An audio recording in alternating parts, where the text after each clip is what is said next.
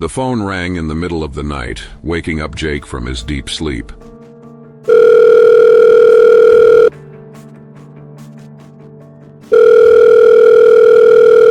He groaned and reached for the device on his bedside table. He glanced at the caller ID and felt a surge of adrenaline. Hello? It was his boss, Detective Miller. Jake, I need you to come to the station right now. What kind of situation? A murder. A big one. And you're not going to believe... Who? Senator Jameson. He was found dead in his home an hour ago. Miller's voice was tense and urgent. Jake felt his mouth go dry. Senator Jameson was one of the most powerful and influential politicians in the country. He was also a close friend of Jake's father, who had died in a car accident 2 years ago. Are you serious? Dead serious. No pun intended. Get dressed and get here as soon as possible. This is a high-profile case and we need to act fast. Okay, I'm on my way. Jake hung up and jumped out of bed. He grabbed his clothes and his gun and ran to his car. He had a bad feeling about this case.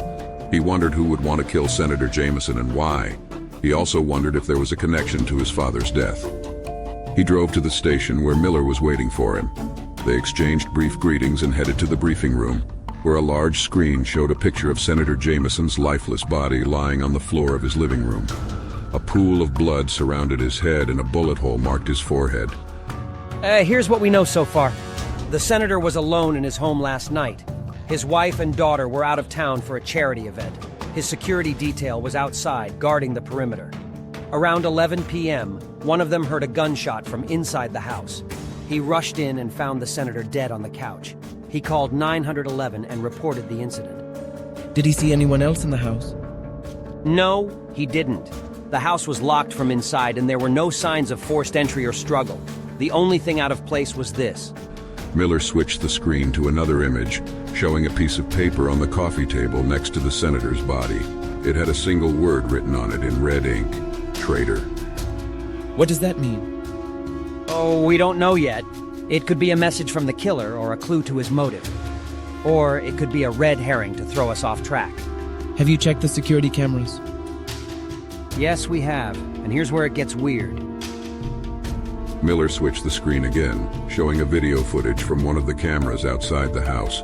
It showed a dark figure approaching the front door, wearing a hooded jacket and gloves. The figure used a key card to unlock the door and entered the house. Who is that? That's what we're trying to figure out. The key card belongs to Senator Jameson's personal assistant, Lisa Carter. She claims she lost it yesterday and doesn't know who took it or how they got it. Where is she now? She's in custody, being interrogated by our team. She says she has an alibi for last night, but we're verifying it. Do you think she's involved? I don't know yet. She could be lying or telling the truth. She could be working with someone else or acting alone. She could be the killer or just a pawn.